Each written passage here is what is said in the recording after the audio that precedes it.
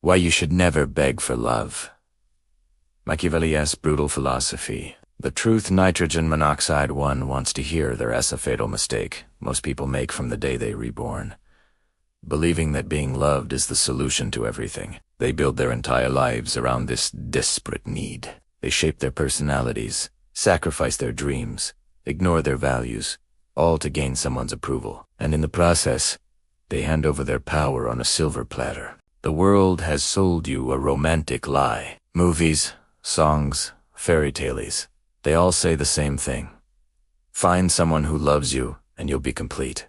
But this is exactly the mindset that turns you into a target, into prey,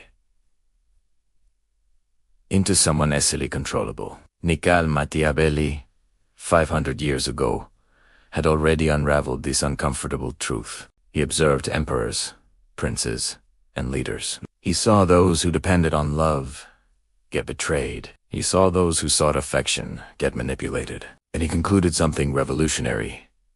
Depending on others' affection doesn't strengthen you, it destroys you. Today, you're going to discover why every time you beg for love, you lose a piece of yourself. Why every "please don't leave me" is a confession of weakness. Why every tear shed over someone who abandoned you is evidence that you gave away your control. And most importantly, how to reclaim that power. Machiavelli's most brutal lesson wasn't about politics. It was about human nature. And that nature, it's relentless, opportunistic, and self-centered. Prepare to face a truth that will change your life forever. The sweet poison of emotional dependency since childhood. You've been conditioned. Your parents taught you to seek approval. Your friends taught you that belonging is everything. Entire society bombarded you with the message that you need to be loved to have value. This conditioning is the first major sabotage of your life. Observe how this works. A child cries and receives attention. A teenager conforms to the group and gains acceptance. An adult suppresses their true nature and receives validation. The pattern is clear. Express who you are, and you'll be rewarded with affection. Maintain your authenticity, and you'll be rejected. And so you learn the most toxic lesson of all. Your value comes from outside, not from within. You start measuring your self-esteem by the amount of likes, messages, smiles directed at you. Your happiness depends on someone else's mood.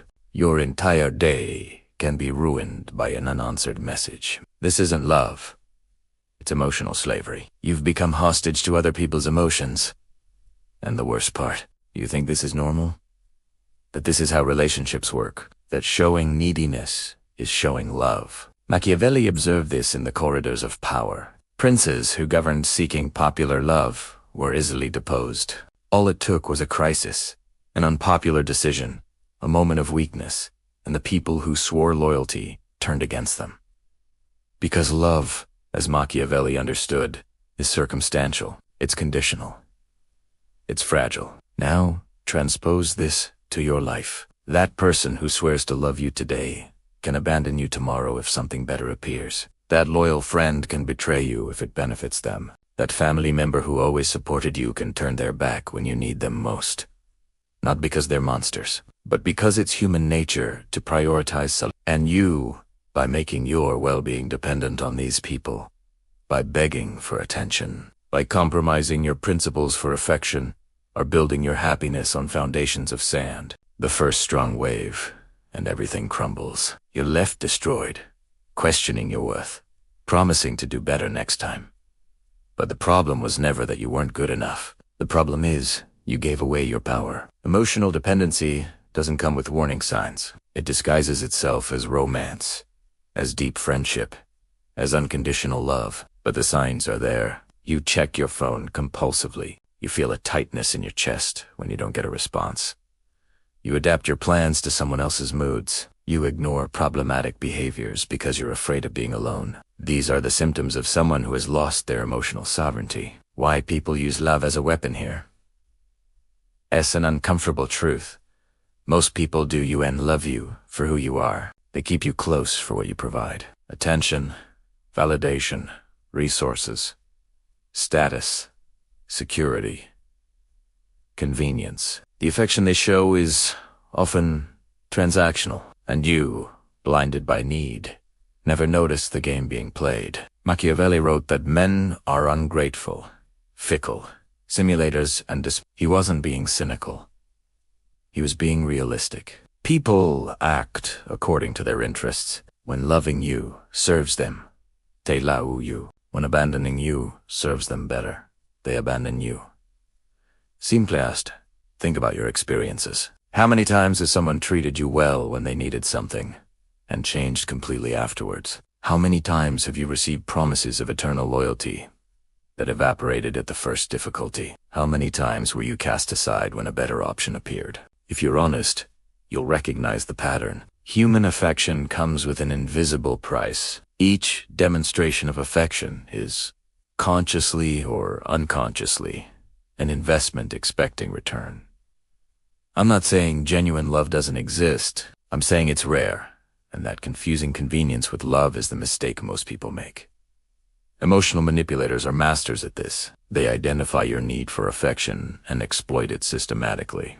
They give you enough attention to keep you engaged, but never enough to satisfy you. They make you feel special at the right moments and strategically ignore you to create anxiety. They praise you when you obey and punish you with coldness when you question. And the worst part, you defend these behaviors. You justify them. He's just stressed. She didn't mean that. Every relationship has ups and downs. You've become the lawyer of your own oppression, because admitting you're being used means facing a terrifying truth. You're alone, and the person you loved was never really there. Machiavelli advised rulers to study human nature without romantic illusions. Applying this to relationships is liberating and frightening. Observe actions, not words. People lie easily with words. Actions reveal true intention. If someone says they love you but consistently disrespects you, the action is the truth. Love as a weapon works because you voluntarily disarm yourself. You open your heart, expose your vulnerabilities, share your fears. All of this can be used against you later. That secret you confided becomes ammunition in an argument. That fear you revealed becomes a pressure point to control you. You gave the map of your emotional terrain to the enemy. And before you say, but relationships need vulnerability, yes, they do.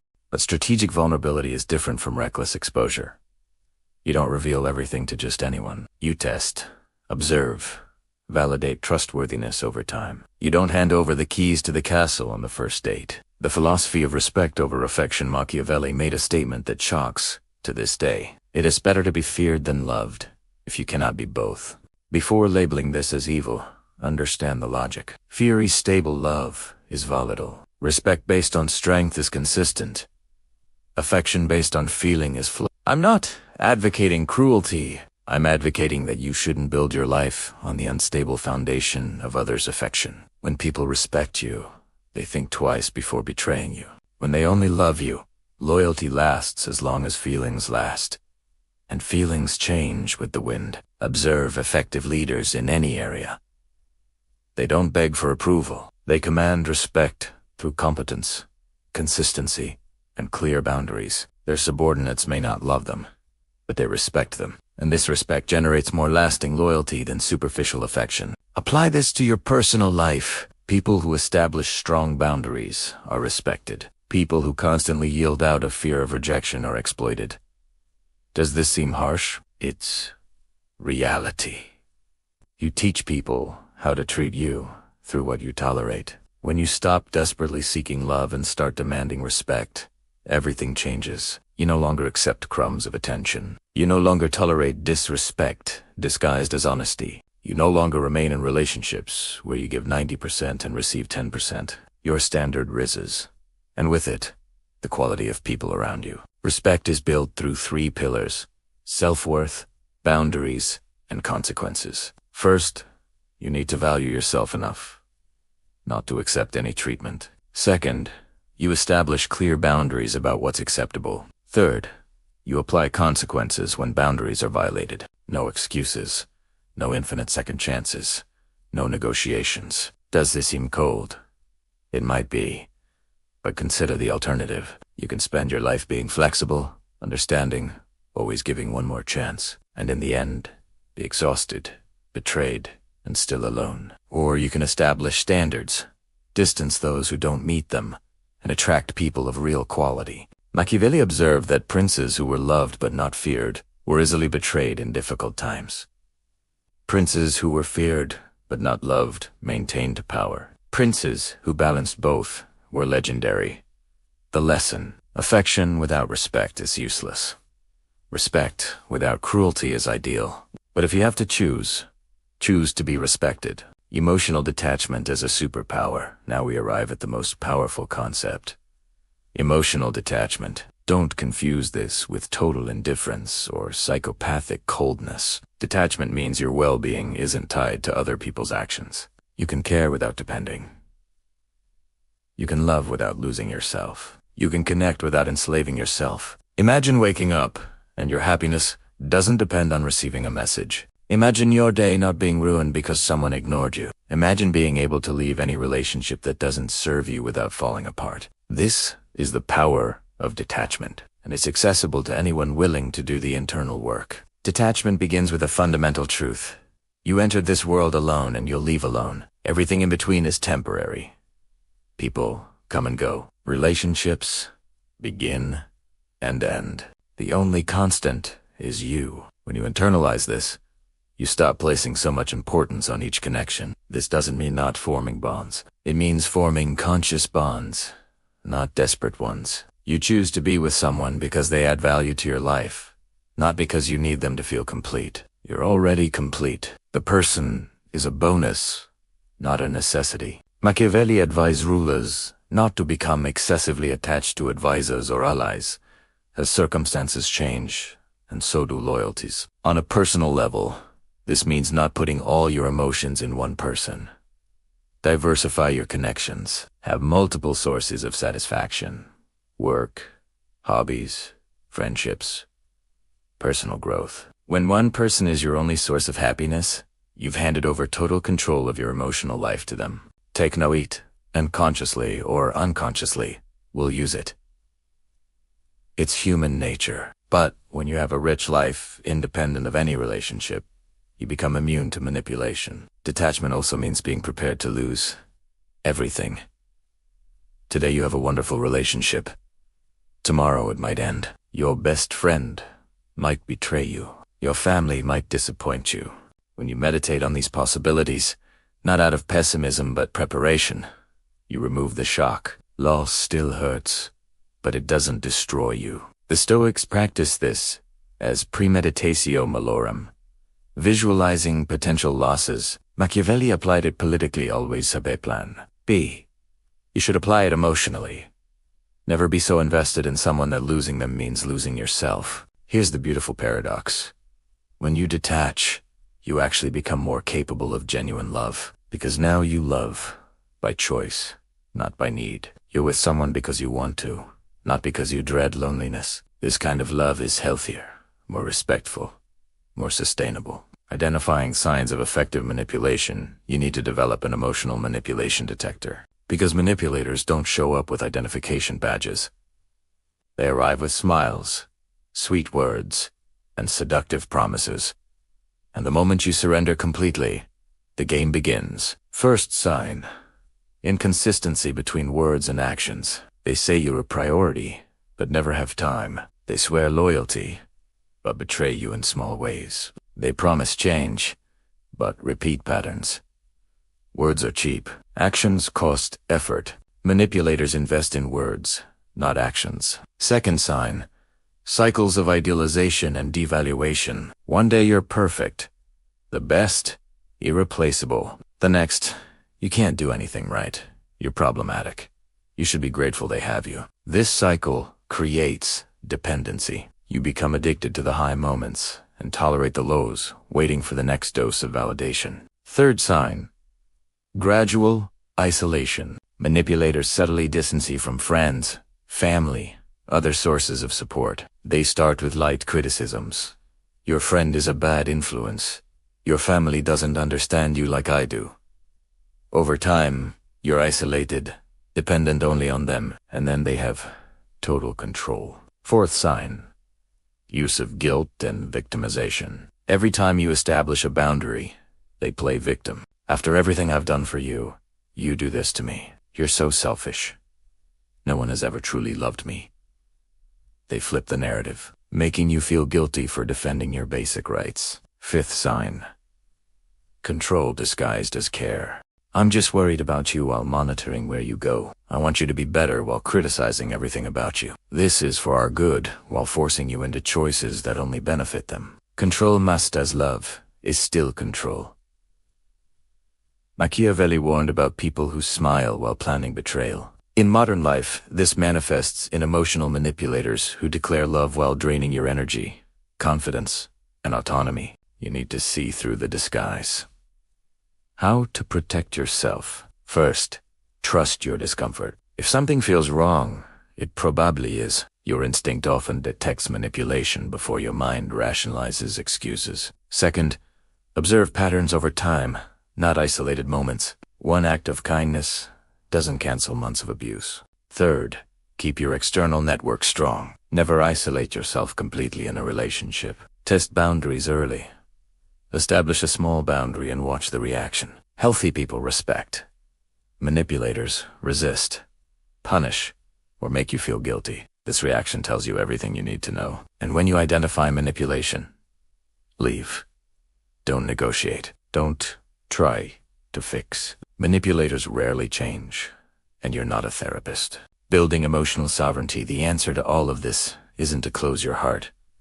It's to fortify it. Building emotional sovereignty means you're the absolute owner of your internal world. Other people can enter, but as guests, not as invaders, as respectful visitors, not as permanent occupants. Sovereignty begins with selves. Develop the capacity to make yourself happy. Hobbies that absorb you. Goals that motivate you. Routines that structure you. When you have a full life alone, company becomes a luxurious choice, not a desperate necessity. Second, cultivate deep self-knowledge. Understand your triggers, your patterns, your wounds. When you know your vulnerabilities, you can protect them. When you recognize your destructive patterns, you can change them. Self-knowledge is armor against manipulation because manipulators exploit your blind spots. Third, develop multiple sources of validation. Don't depend on one person to feel valuable. Seek fulfillment in work, creativity, friendships, growth. Spread your emotional eggs across multiple baskets. When one area fails, the others sustain you. Fourth, practice conscious solitude regularly. Learn to be alone without feeling lonely. People who desperately fear solitude accept any company, even toxic. People comfortable with themselves are selective. They prefer quality solitude to destructive company. Fifth, establish non-negotiable values. Clearly define who you are and what you stand for. When you have solid principles, you don't compromise them for affection. You walk away when someone asks you to betray them. This repels wrong people and attracts aligned people. Machiavelli advised princes to be like foxes and lions. Foxes to identify traps. Lions to frighten wolves. Emotionally, this means being observant fox and courageous lion. Observe intentions with clarity. Act with courage when necessary. Sovereignty also means being willing to be alone temporarily. Most people remain in bad situations out of terror of loneliness. But temporary solitude is a small price for preserving your integrity. And often, when you remove wrong people, space opens for right people to enter. Finally, understand that emotional sovereignty doesn't make you immune to pain. You'll still get hurt. But the difference is the pain doesn't control you anymore. You feel, process, and continue. You don't shatter. You don't lose yourself. You remain whole, even when broken. The freedom of detachment. If there's one lesson to take from this journey through Machiavelli's ideas, it's this. You don't need anyone's love to be complete. You're already whole. People can add to your life, but should never define your worth or dictate your happiness. Every moment you beg for affection, you diminish yourself. Every time you tolerate disrespect out of fear of losing someone, you lose yourself. Every relationship where you're the only one fighting is a confession of power imbalance, and you deserve better. Machiavelli's brutal philosophy wasn't about being cruel.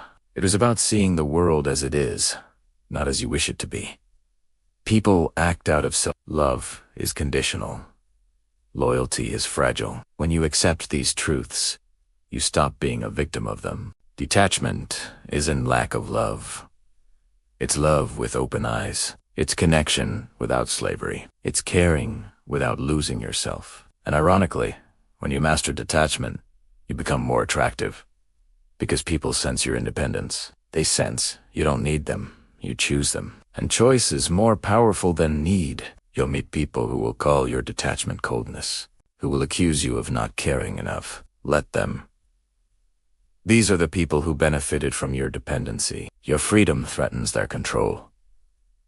Your strength exposes their weakness. But you'll also meet people who respect your boundaries, who value your independence, who connect with you healthily because you're both whole, not trying to fill voids in each other. These relationships are rare, but they're the only ones worth having. Machiavelli observed the human theater with eyes devoid of illusion. You can do the same. Observe without judging. Protect without paranoia.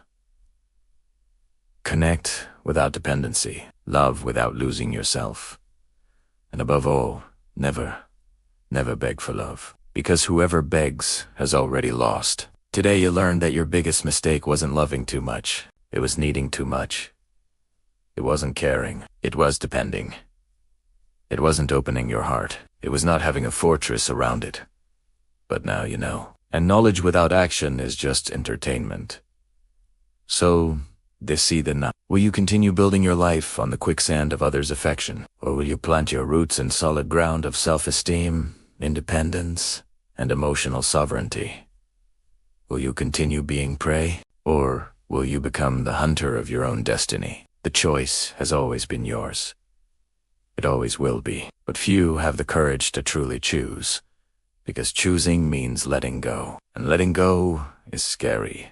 But on the other side of fear is the purest freedom you've ever experienced. The freedom to be you, completely. Without needing anyone's approval. If this message resonated with you, if something inside moved recognizing these truths, then leave your like. Subscribe to continue this journey of self-discovery. But most importantly, act. Identify where you're begging for love. Establish a boundary you've been postponing. Have the difficult conversation. Or simply leave. Because in the end, you have one life. And wasting it begging for crumbs of attention from people who never valued you is the greatest tragedy of all. Machiavelli didn't fear the truth. Neither should you.